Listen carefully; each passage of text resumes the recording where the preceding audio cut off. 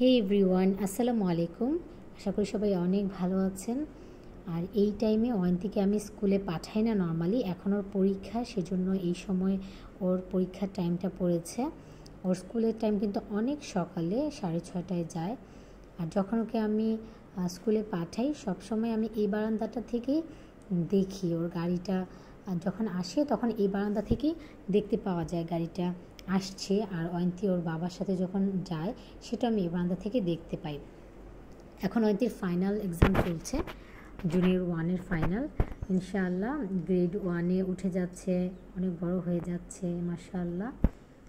তো এখন তো অনেক রোদ, যেহেতু ওর পরীক্ষা 11টা থেকে ও 10:25 বা 10:30 এরকম টাইমে ওর গাড়িটা আসে। এই যে অয়ন্তী স্কুলের গাড়ি চলে এসেছে। আর এখন পরীক্ষার টাইমটা ওদের হচ্ছে 1 ঘন্টা 15 মিনিট, কিন্তু বাসায় আসতে আসতে প্রায় 1টা বেজে যায়, কারণ ওদের 12:15-তে পরীক্ষা শেষ হয়।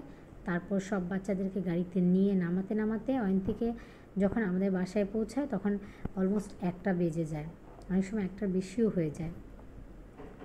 কিন্তু একটাই ভালো যে মর্নিংয়ের হিপস ক্লাসটা এখন হচ্ছে না, এই জন্য অয়ন্তী একটু রিল্যাক্স আছে। আর আমার কাছে একটু ভালো লাগছে যে ও একটু রিল্যাক্স। যখন হিপস ক্লাস থাকে তখন তো অনেক সকালে যেতে হয়, এত সকালে যায়, তারপর আবার 1টায় আসে, এসে আবার বিকেলে একটু রেস্ট নিয়ে বিকেলের ক্লাসে আবার যেতে হয়, তখন আবার বাসায় আসতে আসতে 9টা বেজে যায়। তো আমার কাছে একটু মন খারাপ লাগে যে এত ছোট বাচ্চা, একটু বেশি প্রেশার পড়ে যাচ্ছে কি না। মাঝে মাঝে স্কুল মিস দেয়, তো ওদের যখন অ্যারাবিক চাপটা পড়বে বেশি, তখন ওদের জেনারেলের পড়াশোনাটা এমনিতেই চাপটা কমিয়ে দেবে স্কুল থেকে, যতটুকু আমি জানি। আর এদিকে যে আমার এই বারান্দাটায় অনেক সুন্দর কুঞ্জলতা ফুল ফুটেছে। কুঞ্জলতাটা অনেক সুন্দর করে বেয়ে বেয়ে উপরে উঠেছে, আর ফুলগুলোকে এত সুন্দর লাগে। আমি যখন ভিডিও বানাচ্ছিলাম তখন হঠাৎ করে আমি দেখলাম যে অয়ন্তী যখন জুনিয়র 1-এ ভর্তি হলো তখন ওর বইগুলো আমি এনেছিলাম আর আমি একটা ভিডিও ক্লিপ নিয়েছিলাম। তো সাডেনলি আমি আসলে এই জিনিসটা দেখে মানে আবেগী হয়ে গেলাম যে বাচ্চাটা বড় হয়ে যাচ্ছে, মাশাআল্লাহ, আলহামদুলিল্লাহ। এরপর আমি আর সোহান একটু বাইরে বের হয়েছি, টুকটাক কাঁচা বাজার লাগবে, আর আজকে আমরা বাইরে সকালে নাস্তা করব।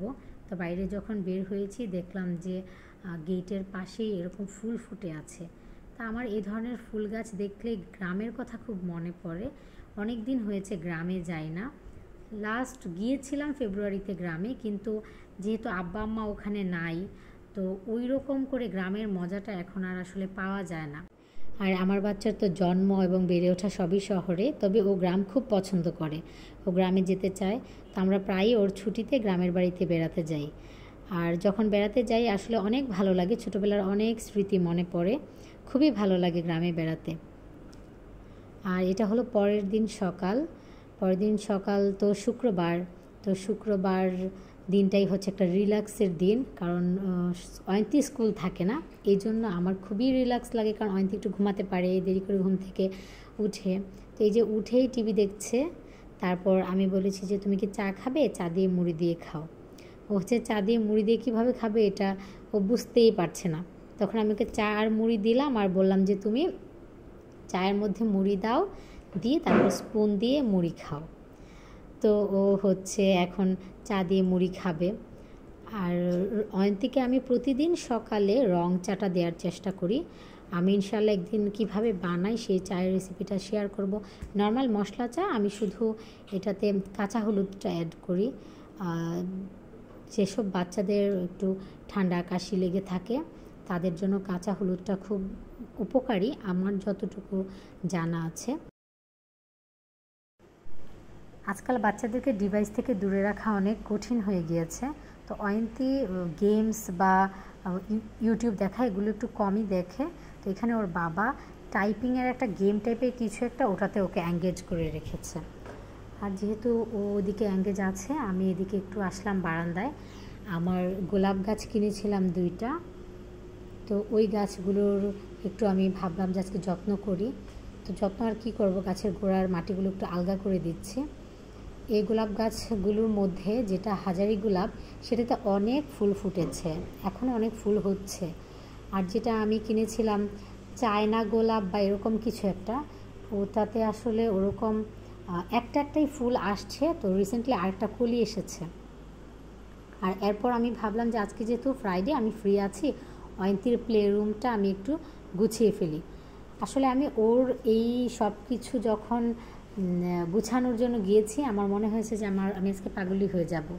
এত জিনিস আসলে ওর, এবং ও নিজে অনেক জিনিস কালেক্ট করে, আর কিছু খেলনা আছে, সব কিছু আমি যখন এলোমেলো করেছি আমার মনে হচ্ছে আমি অনেক বড় ভুল কাজ করে ফেলেছি। অয়ন্তীকে সাথে নিয়ে যদি এই কাজটা করতাম আমার জন্য ইজি হতো। আর অয়ন্তী এখন ওর দাদুর বাসায় গিয়েছে, তা আমি যেহেতু এটা এলোমেলো করেছি, এসে দেখলে আবার ও কান্নাকাটি করবে, আমাকে এটা শেষ করতে হবে। আজ যেহেতু শুক্রবার, আজকে জুমার নামাজ পড়তে যাব, তো আমি রেডি হয়ে জায়নামাজ নিয়ে বের হয়ে গিয়েছি। প্রতি শুক্রবারে না পারলেও আমি চেষ্টা করি জুমার নামাজটা আদায় করার, যেহেতু সুযোগ আছে। আমাদের এখানে সেন্ট্রাল মসজিদটা চালু হয়েছে এবং মহিলাদের অনেক সুন্দর নামাজের ব্যবস্থা আছে। আপনারা যদি কেউ এখানে ঘুরতে আসেন, আপনারা চাইলে যে কোনো নামাজ, মহিলারা যে কোনো নামাজ আদায় করতে পারবেন। মহিলাদের জন্য অনেক সুন্দর ব্যবস্থা করা আছে। এখনও এখানকার সব কাজ কমপ্লিট হয়নি, আস্তে আস্তে যখন সব কিছু কমপ্লিট হয়ে যাবে আমার মনে হয় মসজিদে নামাজ পড়তে আরও বেশি ভালো লাগবে। আর এখানে আমি যখন এই রাস্তাটাতে যাই তখন আমি দেখি যে এত কিছু পাওয়া যায় এখানে। এই যেগুলো হচ্ছে মোরালি, আমি জানি না আপনারা এগুলোকে কি বলেন, কমেন্ট করে জানাবেন আপনারা কি বলেন। আমি আর আমার বোনের ছেলে মেয়ে আমরা আজকে একসাথে নামাজ পড়তে এসেছি, তা আমি ভাবলাম যে এখানে কি পাওয়া যায় একটু ভিডিও করি। শাকসবজি থেকে শুরু করে অনেক কিছু এখানে পাওয়া যায়।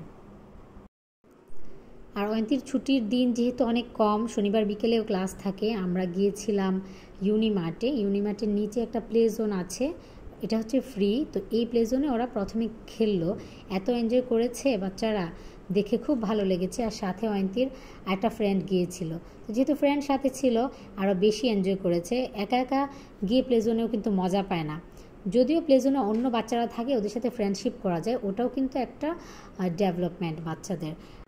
আর এই ছুটির দিনগুলোতে ওরা যখন অনেক মজা করে আনন্দ করে আমার খুবই ভালো লাগে। আর আজকে অয়ন্তীর ফ্রেন্ড থাকাতে অয়ন্তীর আনন্দটা আরও দ্বিগুণ, তিনগুণ, চারগুণ, 10 গুণ হয়ে গেছে। অয়ন্তী খুবই হ্যাপি ছিল সেদিন। এরপর আমরা ঢুকলাম মিনিসোতে। আর মিনিসো অয়ন্তীর প্লাস সব বাচ্চাদেরই মিনিসো অনেক পছন্দ, আবার বড়দেরও পছন্দ, যেমন আমারও খুব ভালো লাগে। মিনিসোর প্রোডাক্টগুলো এত কিউট হয়, কিনতে ইচ্ছে করে, কিন্তু আমার মনে হয় ওদের প্রোডাক্টগুলো একটু ওভার প্রাইস। আমার কাছে মনে হয়, অন্যের কাছে মনে নাও হতে পারে। আমার মনে হয় যে যাই হোক, তবে মিনিসোর জিনিসগুলো খুবই কিউট হয়।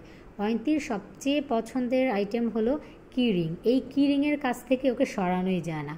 ও হচ্ছে ওয়াটার একটা কিরিং আছে, ওটা কিনবে, কিন্তু একটা কিরিংয়ের দামই 600, 800, 1000 এরকম। তা আমি ওকে সেদিন কিনে দেইনি, কারণ বাচ্চারা যেটা যখন বলবে সেটাই যদি ওরা পেয়ে যায়, ওরা কিন্তু ওয়েট করা কী জিনিস সেটা বুঝবে না। আর ওদেরকে বোঝানো উচিত যে না, এটা অনেক বেশি দাম, তুমি নিজে টাকা জমাও, তুমি যখন গিফট পাবে ওটা জমিয়ে তারপর কিনবে।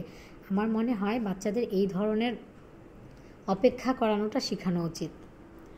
এরপর তো বাচ্চারা অনেক ক্ষুধার্ত ছিল, ওদের জন্য খাবার অর্ডার করলাম, ফ্রেঞ্চ ফ্রাই আর চিকেন। তো ওরা খুবই এনজয় করলো।